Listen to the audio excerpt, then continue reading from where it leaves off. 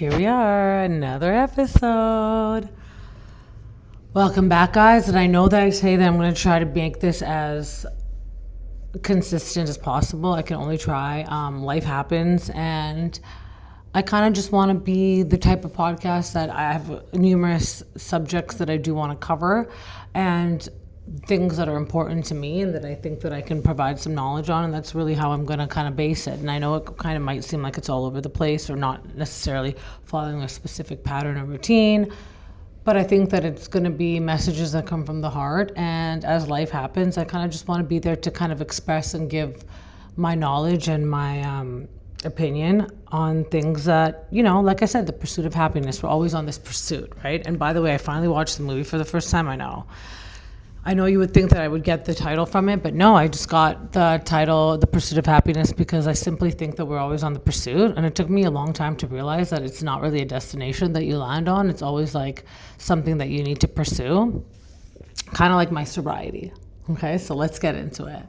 I have been sober for about almost 4 years now. I would say clean off of all drugs for 3. And the reason that there's that 1 year gap is because I was California sober for 1 year. I lived in Vancouver, and Vancouver pot is just, it became legal, and I had always smoked pot. I think in just true definition, I'm an addict. And by that, I mean, like, I just get addicted to things, whether good or bad.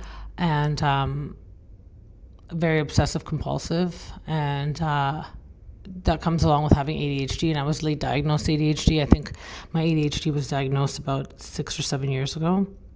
And then I was medicated. Then I stopped taking the medication because I found that myself abusing it. But I think I was just because I had been freshly sober. So long time ago in my 20s, from 25 to 30, I was sober for 5 years.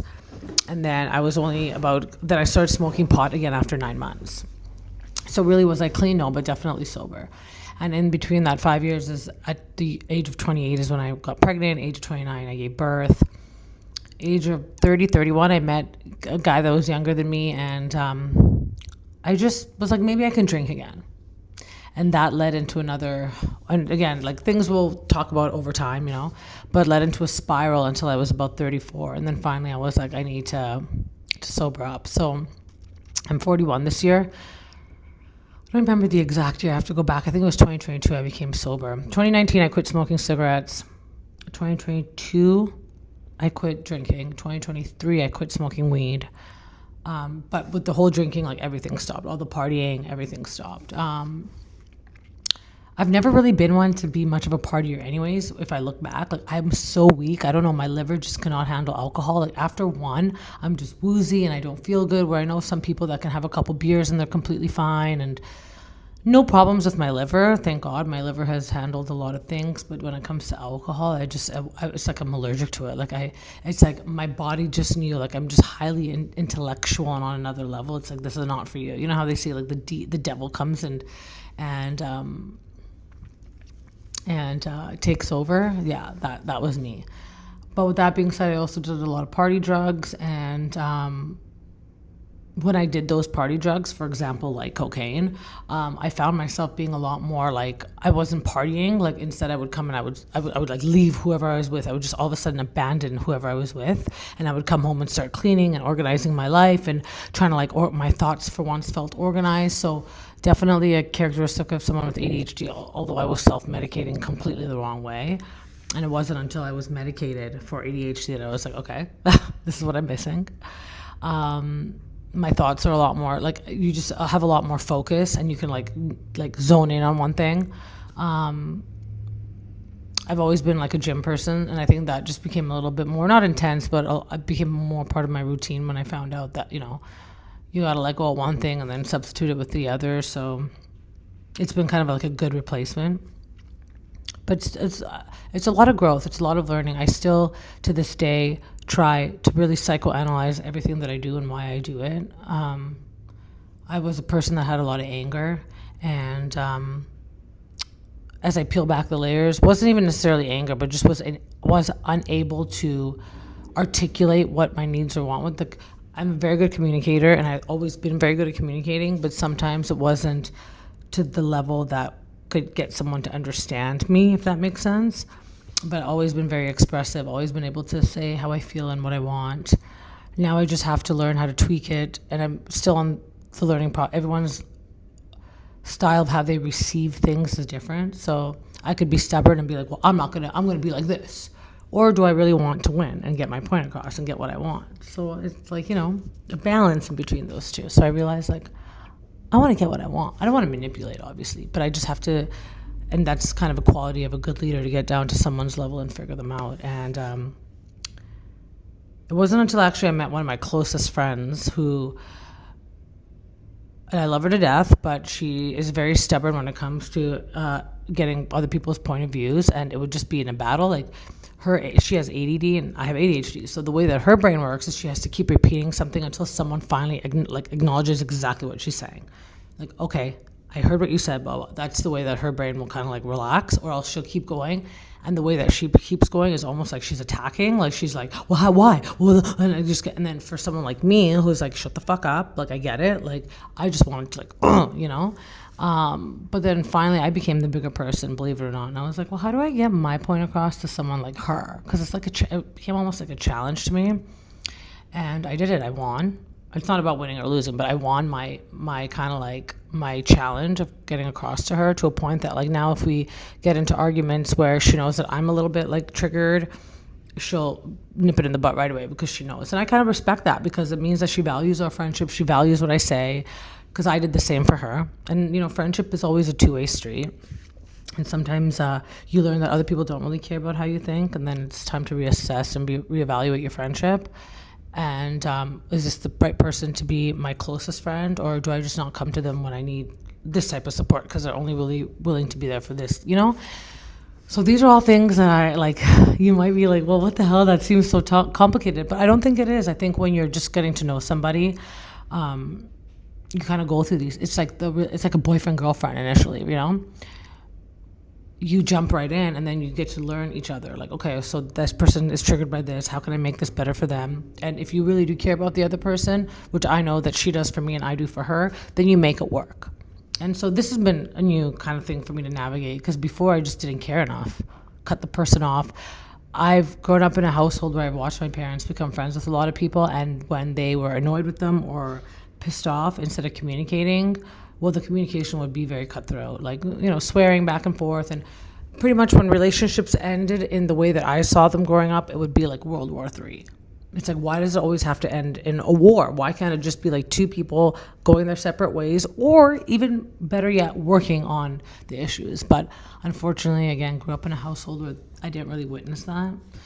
So, and they did the best that they could with what they knew. But now it's on me to kind of change that for moving forward. Because now that I'm 41, I have met people that I like, and I don't want to just cut them off. But I also want to stay true to myself. And if something's bothering me, I don't want to necessarily hold it in. I want to be able to express it. And I want this person to understand what I'm trying to say. And maybe it's just they're not getting it. And so I like being that bigger person I want to be that leader that can communicate well, and that people can understand without having to yell and get my point across. And it's a dog-eat-dog world, because we do live in a world where it's like dominated by men. And if, as women, we don't kind of stand up and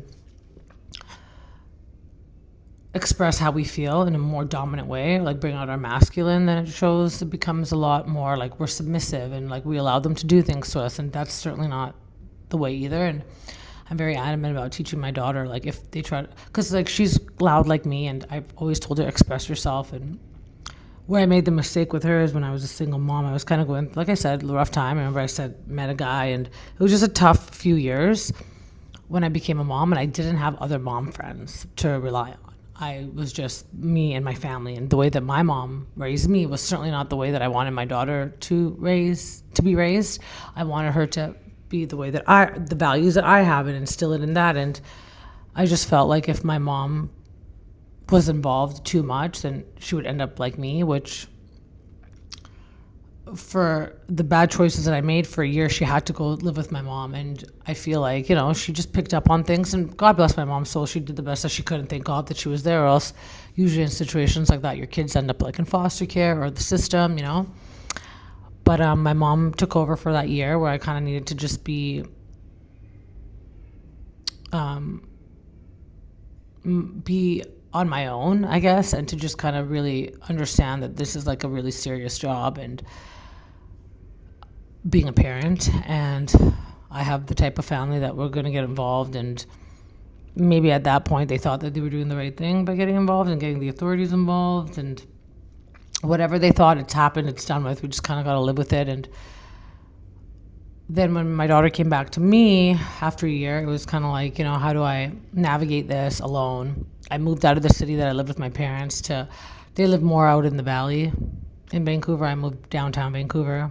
I grew up next to downtown Vancouver, like a suburb next to it, so it wasn't too different for me to be in the city. And I like the city life. I like being surrounded by the hustle and bustle because me personally, I'm very quiet. Not quiet, but I like to be in a quiet environment. So sometimes if you walk outside and everything's quiet and your home is also quiet, you kind of feel like it's too quiet, But like my home was also always quiet. I never really had many friends. It was just sort of me and my daughter. And then if we'd go for a walk, we'd be downtown and there'd be lots of people around. So that was kind of like making up for me kind of being a loner, But I think kind of where things not went wrong, but I could have done different is just taken more time. I was very like on edge, and the wiseness that I have now, I didn't really cultivate at that time. I was just sort of like just a deer in headlights, and I was just trying to do the best that I could. And again, with my upbringing, it was more like reaction first, figure it out later. So now she's very reactive as well, and it's like now we have to navigate this together as like a family. Like, how do we kind of tone this down? Like, I know where I have to. I can still be reactive, but it's easier for me to bite my tongue and just, okay.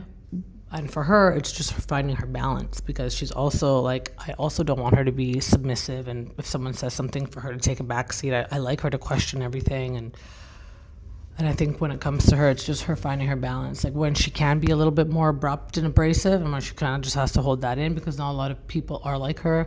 In fact, in school, a lot of the feedback that she would get is she was too aggressive, which for now, I think kids think that because most are not raised in a really like, their parents kind of teach them to be very submissive and whatnot. And then as they get older, they kind of learn, this is not working for me. I have to kind of be a little bit more aggressive to get what I want.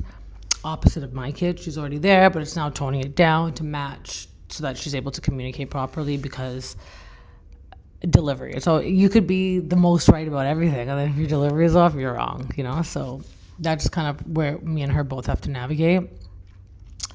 And we're women in this world. So it's like, where do we find our balance to like be this tough woman in this workspace or this space where there's tons of different personalities, and when do we have to take a step back and just realize and understand that we're still strong, but allowing people to kind of like be a little bit like step up a little bit is not going to like minimize who we are. I know that, and I've learned that. But I think and I'm always learning. One thing about me is like, I always want to be a student. I never want to be a teacher. Opposite of when I was younger, I thought I did know everything, but now I love being in a room where I'm like honestly the dumbest. I want to learn from everybody. I want to sit back. I walk into a room. I just have that energy. Like I walk in and all of a sudden everyone gravitates toward me, and they might assume that I know everything. Maybe it's just the confidence that I walk in with. I mean, it took me a while to build this. And I think at a young age, I kind of knew that I was a little bit different. I just didn't know what.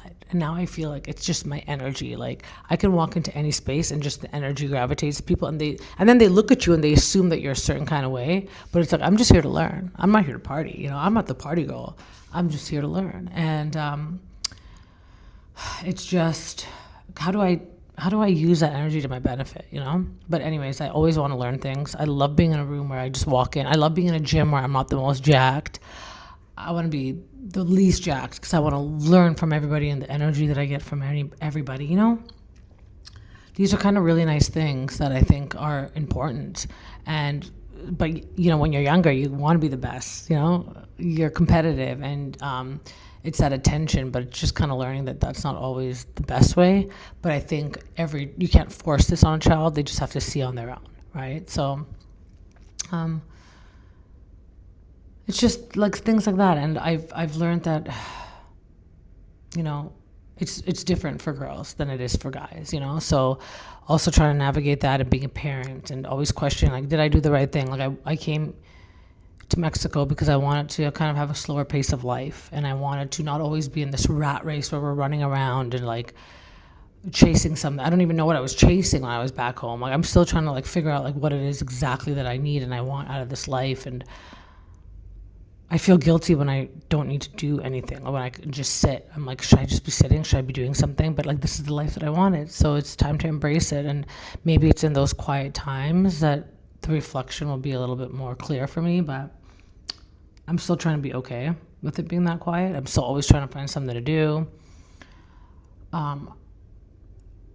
I find that if I don't take my ADHD medication, I'm just like dead, and it's like, I'm so used to only taking drugs per se when you need it or when you need it to help you with something. The consistency of it is a bit kind of like a new concept for me. Like, but then the days that I'm not consistent, I'm just like dead weight and I'm just sitting there, or I'm sleepy, or I'm tired, or I'm unable to literally, I feel lazy, and it's like almost like not depressed, but like, what's the point of everything, It's tough. It's tough to balance. But I want to just share my knowledge and experience with everybody because I feel like we succumb to these things sometimes when we can just really like look directly at it into the face and be like, okay, what do I need to do? We're all going to have bad days. We're all going to have freaking bad days. We're all going to have bad days. But it's just a bad day. That's just what it is. And it's like when you start turning it into a bad week or bad month, you need to be a little bit more worried. But I want to be okay with having a bad day. I mean, my girlfriend the other day had a bad day. She had messaged me. She's one of my other best friends, and she's the one that has 3 kids, daughters. And she's a recent friend of mine.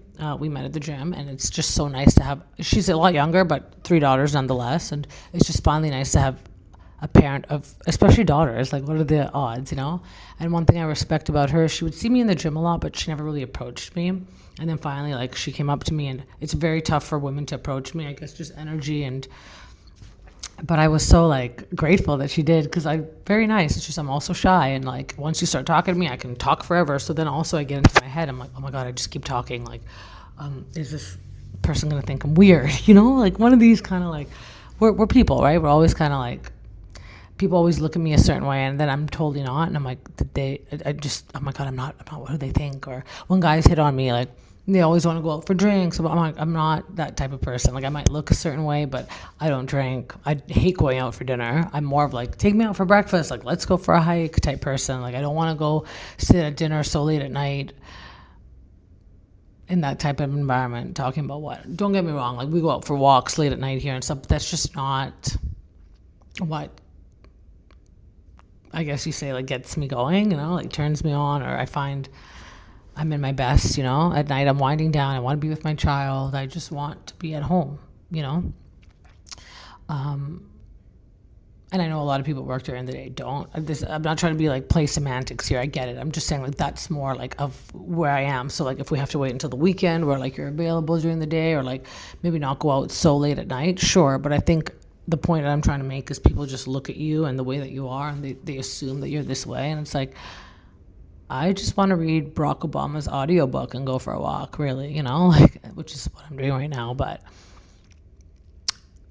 it's just the judging also kind of puts a little bit of a pressure on you. You're like, great, now this person thinks I'm this way. And sometimes when guys do hit on me, I'm like, I'm not what you think. I'm not into stuff like that. But thank you, And they're like, whoa, what do you think? And you can just tell. You can just tell by who they are, who they chat with, who their type of, And I'm not trying to be judgy, but it's just so obvious, And then finally, when they move on from me and they go and they hit on the next girl, and then I can see how they hang out and what they do. It's like, that's exactly who he thought that I was, which I'm completely not. So I did dodge a bullet. And I think that every person that I've said no to or has said no to me has been a bullet dodge. So thank you, universe and God, for looking out for me in the best possible way. Because sometimes I do make bad decisions.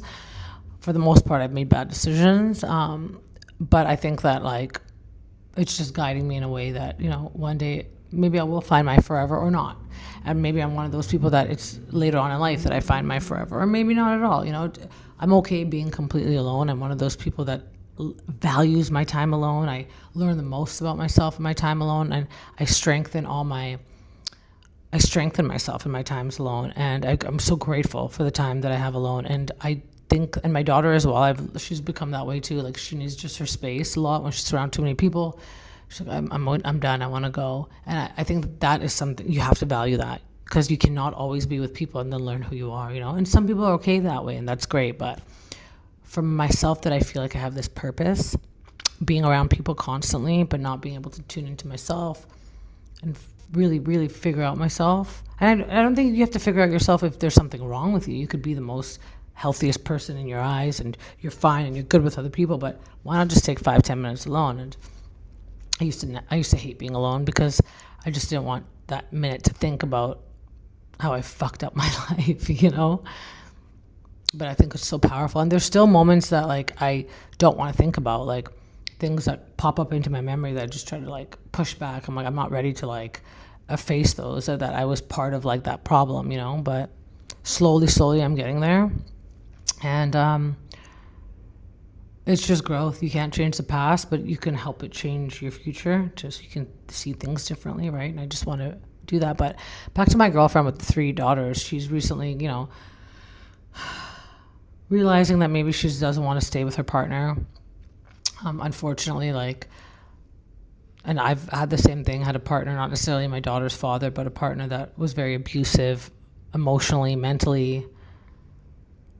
I just came to realize that he might say that he loves me, but he doesn't love me how I need to be loved. He loves me how he thinks, or maybe how he knows, because he also didn't grow up with a father, but it's just definitely not the right way, and it's not for me. Maybe he'll make somebody else happy later on, but it broke me a lot, and I have so much resentment towards him that it's almost dangerous. And I don't want to have that much resentment against somebody, but I feel like throughout those years I sold not only myself out, but my values, and I just kind of stuck with somebody hoping that, they'll change, or how can I, leave them. And I think part of coming here has really helped, because as long as I was in that city, it was close access, and he could just contact me whenever he wanted. And now it's not like that. And the space, and I know people are like, oh, so you moved because you want to get away from him? No, but let's factor in all the reasons that I've highlighted. I want a slower pace of life. I love the weather. You can't heal where you got sick in Vancouver. I was sick a lot in Vancouver. That's where all my, addiction years were, and other things that, eventually I'll get into. But that city is just, it doesn't bring out the best in me. And I've seen a lot of people die recently. My brother's best friend just passed away in kindergarten, not from drugs, but it's just that lifestyle. It's keeping things in and not letting it out, because that manifests also into sickness. It's a whole host of things. It's how drugs are just so readily available, and people don't go hiking on the weekends. They do, but it's here it's so different. It's just, you don't walk down the street and see people high on fentanyl all the time. You know what I mean? People lived on the street high on drugs there. It became normal. It's just the immigration issue, the types of people that were coming in from immigration, and how they value life so differently than us, and how they didn't care who they killed by their irresponsible actions. Immigration is everywhere, but the type of people that Canada was starting to attract, and what Canada, especially in Vancouver, was starting to become, was not aligning with who I wanted to be in my life and what I saw as important. So I had to get out. And you're not stuck. You're not a tree. You can move. Why not? And if I find that maybe this doesn't align, and actually Canada, it was better for me, then I'll go back. I'll always be a citizen. But you're allowed to go and figure yourself out. The world is for us to conquer, and the world is our oysters, as they say. You're allowed to go experience the world. It's not like that we're stuck in where we are, you can travel for 6 months with the best passport. You can get visas to go see the world. The world is there for you to go explore, and that's part of history, for you to see where we've come from and how we've made great strides. And and that might be too deep. This might be really deep for some people. It's that's just too much. That's fine, but this is the way I think. Everything is a pattern that we've learned, or that's come from before. And even me being here, I'm not even trying to blame anything on the Mexicans, but just I can see actions as human beings. Like if any human being, woman or man, is threatened by another human being, whether they be Mexican or American or Iranian or Canadian or Norwegian, they react in a certain way. And that's not necessarily a cultural thing. It's just a human thing. It's just how we react when we're envious or when we see something that we might find as intimidating. It's all the same all across the board. So it doesn't matter which country you're in and someone finds you intimidating, they're going to all react the same way. And that's interesting to see, you know,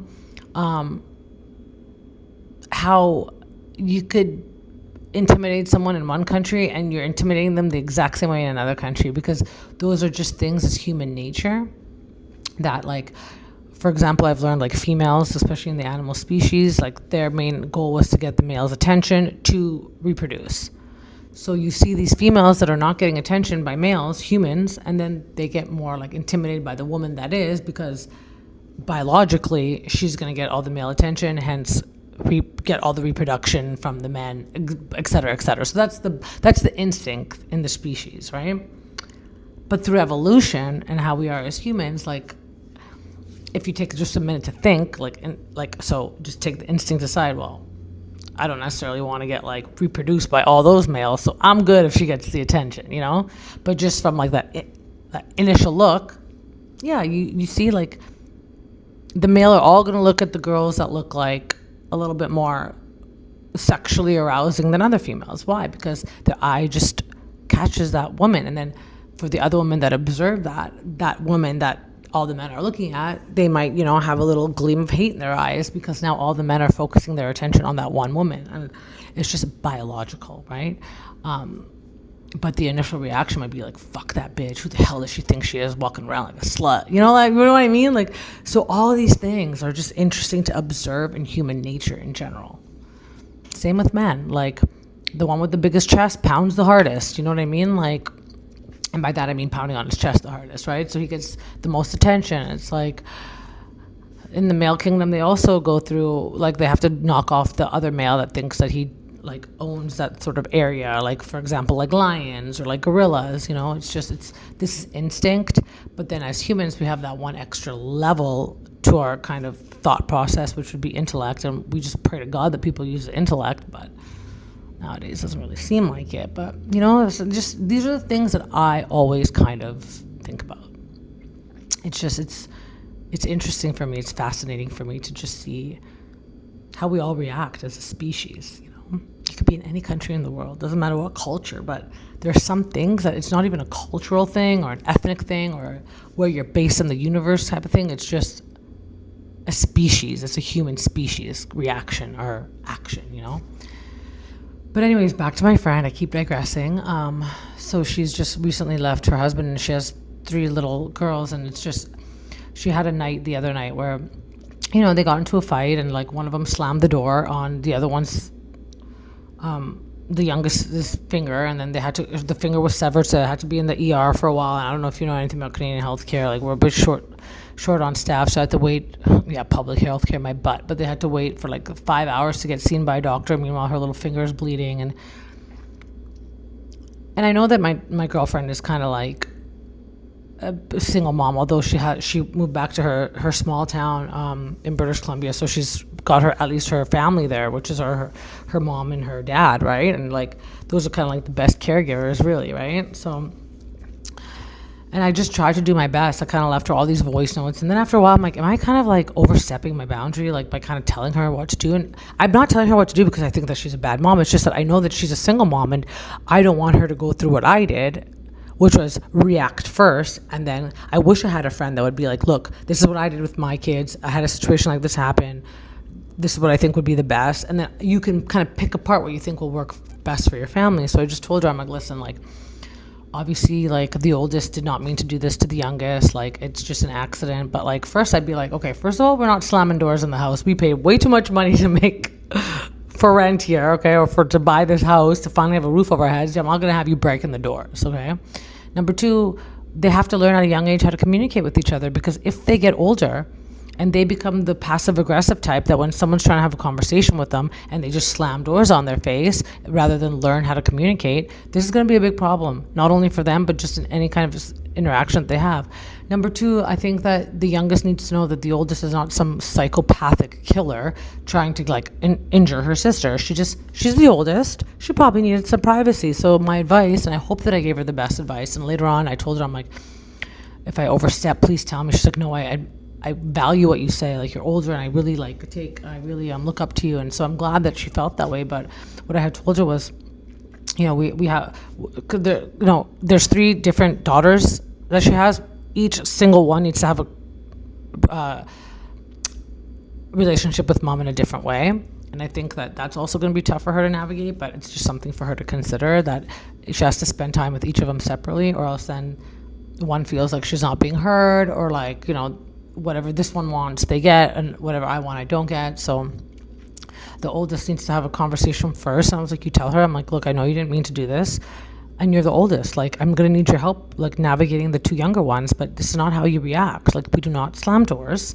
You have to speak to your sister and say, look, I need my privacy.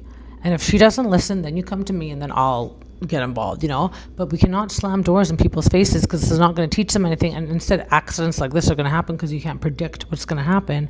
And this is kind of going to lead to more trouble down the road, Then you have a conversation with the youngest one and say, look, she's older, and you guys all need your privacy. You have to communicate. Say, listen, I want to come hang out with you. And if she says, I need my private time right now, you have to respect what your sister says. No means no. And this is also where they start to learn that no is very important, especially we're all raising daughters. The consent part of it is so important, that they learn that no means no.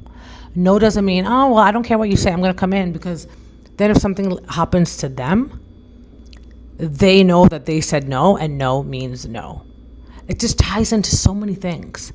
And when you can look at it from the outside, and that's why I was like, you know what, she's navigating this on her own. Let me just give this advice. So hopefully, like, even though she wants to, like, freaking bring their necks, which I know that feeling, she can just kind of go in like this and, and do the best that she can, rather than like, I don't know what to do, I want to freak out. You know what I mean?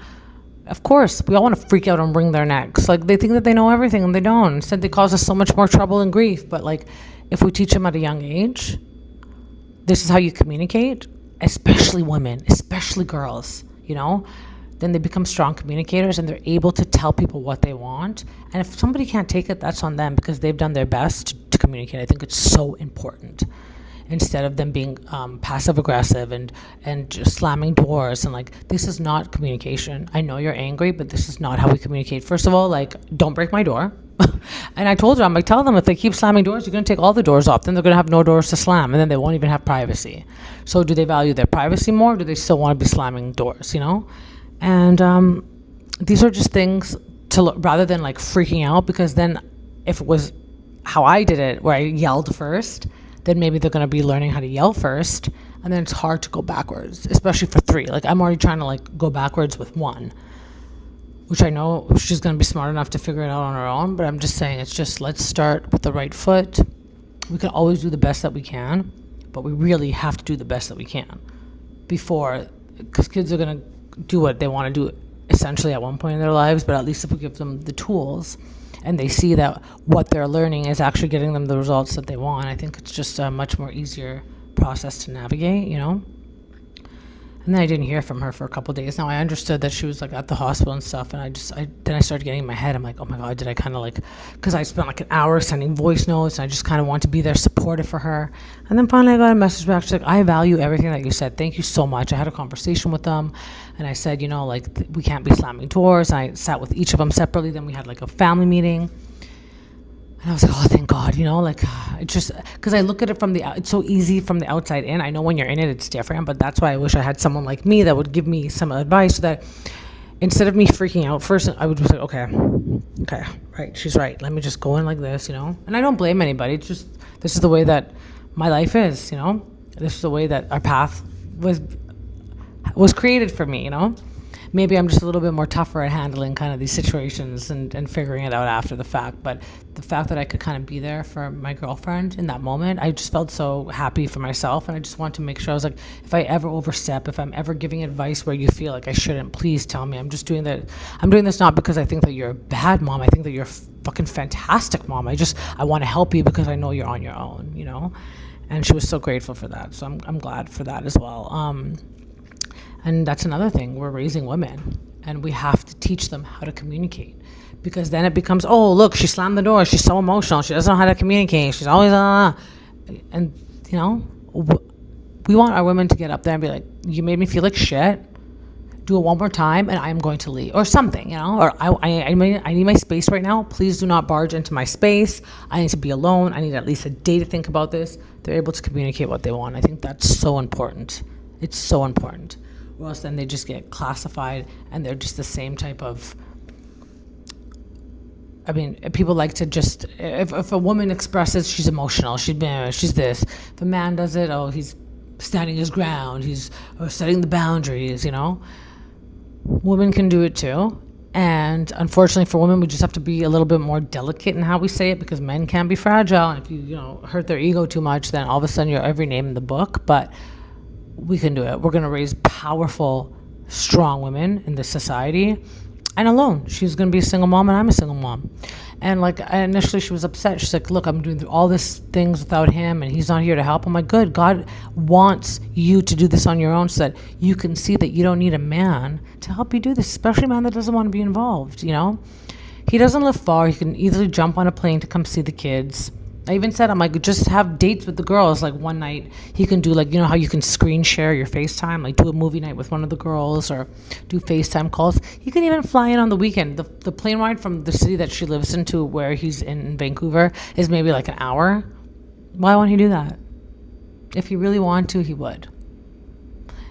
And I just said, just make sure that that's open for him to do it if he wants to.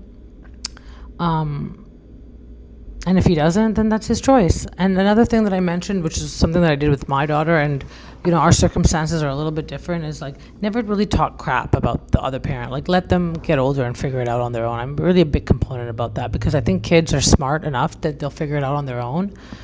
You don't need the parent telling them he didn't love you, he doesn't love you. Why would you look at your kid in the face and say something like that when it's probably not even true? I'm sure that most fathers and mothers love their kids, but they only love how they know with what they know. I'm sure it's not because they don't love the kid. It's just their capacity is just, they haven't been taught that they could do more. They don't think it's possible for them.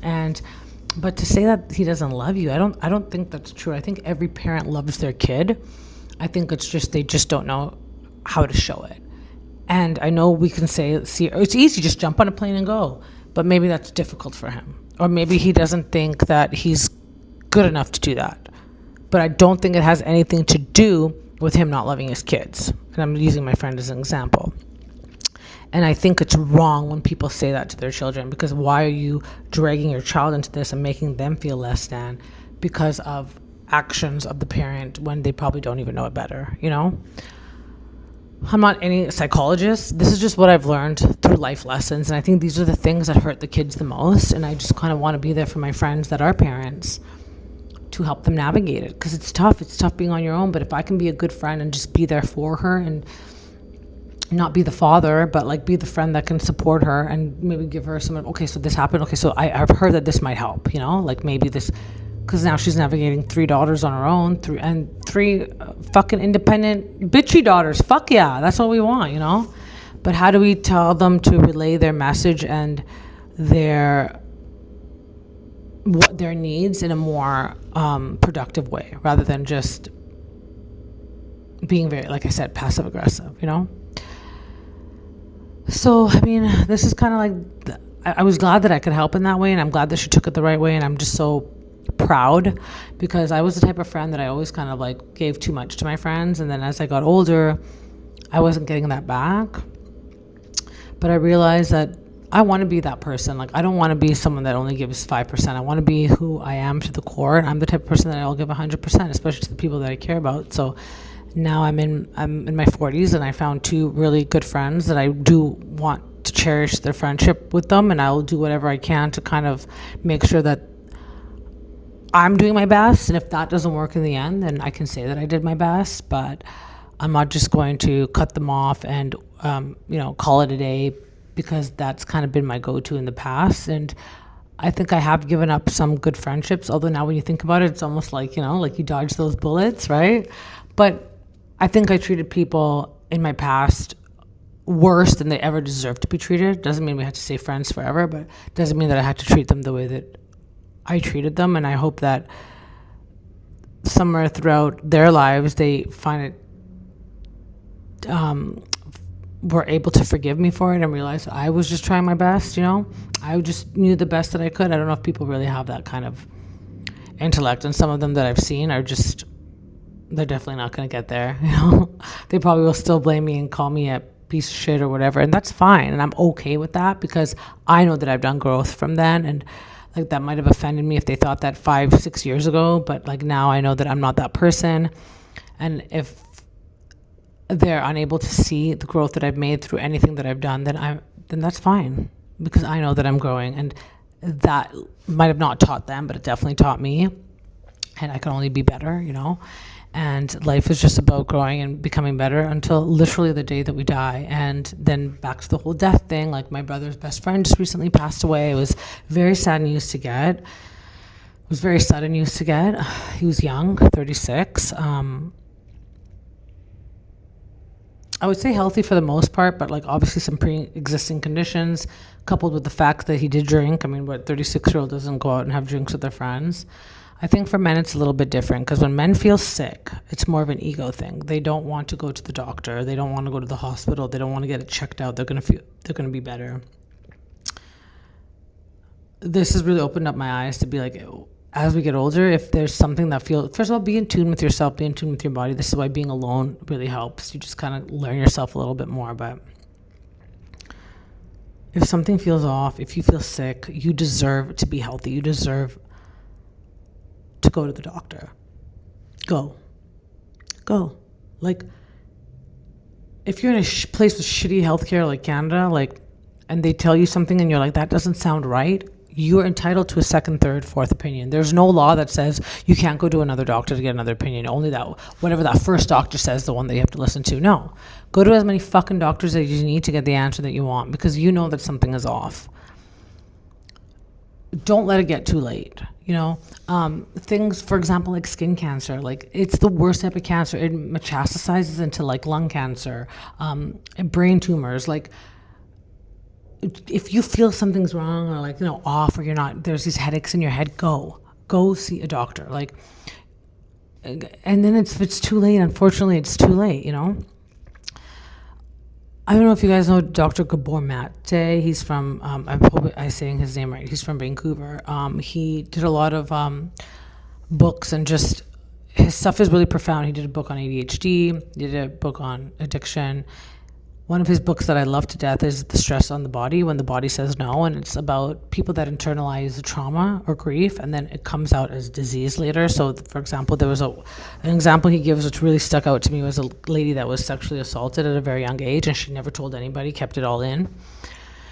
And then when she got older, she's in her, I think, 40s or 50s now, and she just has these pounding headaches. And then she had a dream once that there was a rock stuck inside of her head, and it was like bursting to get out, and it was like, all of a sudden, like, rocks were flying out of her brain or whatever. So, long story short, that coupled with her headaches, she went to the doctor and she had a brain tumor. And so, could that be the result of her getting, like, sexually assaulted when she was younger? Could be. But through his studies, he's figured that, like, a lot of people that do internalize their traumas at a young age do later end up with disease.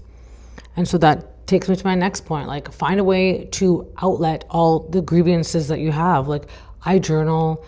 I'm also doing this where I'm able to it's very therapeutic for me to let things out, like by speaking like this. Before, I would do voice notes, or sometimes I would go onto my text, because you can text yourself, how you're in your own contacts. I would do that audio thing where I was like, when you can send voice notes, but I would send it to myself and just like talk and just let out things in that moment. If I was angry or upset and I didn't want to take it out on society to get arrested or something, I would just go do those voice notes to myself, like anything that can get it out, therapy, journaling. I suggested that to my girlfriend with her daughters. I'm like, that's another outlet, like for them to kind of like, because they are going through a lot. Their dad's not with them right now, lots of changes.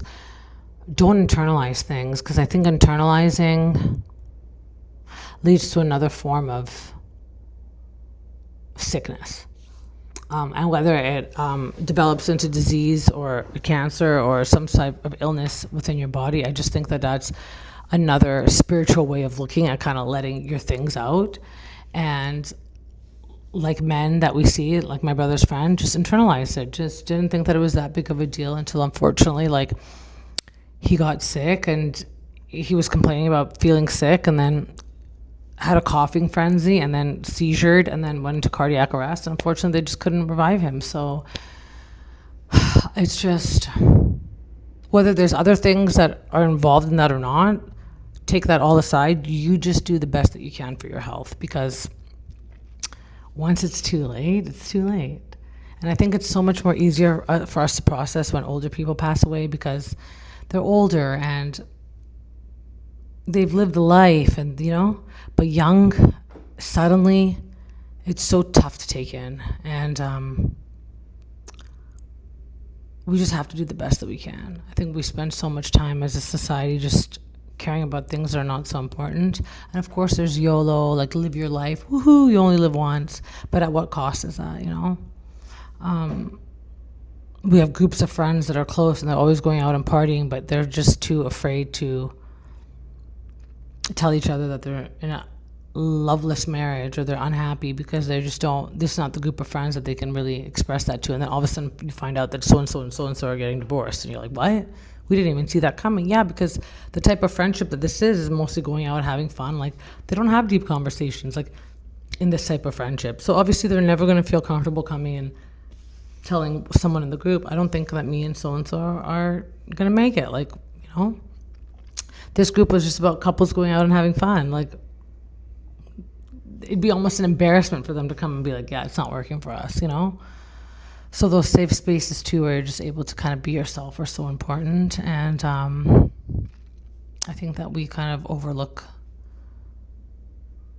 how good it feels to feel safe and to be able to talk about whatever we want to. And I don't know, I just think that, we have so much more work to do, and sometimes it's too deep of work, and I understand that, but we're a species that are intellectually smart that way and have evolved so much past just the surface and the bare minimum, and we have to look into that. And just like healthcare, the only people that you're responsible for are you, and you're your own advocate. So it's like, let's just learn about ourselves. And if we started at a younger age, where we start teaching the kids, like, these are ways that you can like know who you are, and I don't even know how that would look like. I'm just saying, like, if it starts younger, then it becomes more ingrained in our like lifestyle, as opposed to like, okay, now you're 50, you just got a health scare, and now it's time to like really reevaluate. Like, it might be a little bit too late at that point, although it's never too late to kind of start. But if we could start at a younger age, I think it might just kind of, and be in tune with who we are and our bodies, and I think it really helps out, But anyways, I'm going to leave it there. That's just kind of like my deep talk, TED talk for the day.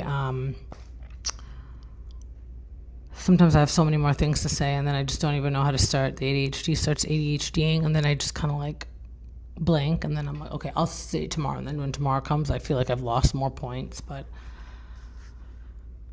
hopefully that resonated with some of you, just look inside yourself a little bit more. I think that we have so much more to learn from ourselves as who we are, and never dismiss who you are. Like, you're here for a reason, and kind of like there's something to it, and there's something like that's on a deeper level. And I think we just have to like dig just a little bit further. And I know sometimes it's uncomfortable for some people. It's not as comfortable for other people to be deep and to like think about things that are just on such a deeper level. It's just like, let's just enjoy life, because you never know when it's over, and that's true as well. But if we can learn just a little bit more about ourselves and who we are, then we might be able to take that and to share it with the world, and to just change it just a little bit. So just food for thought.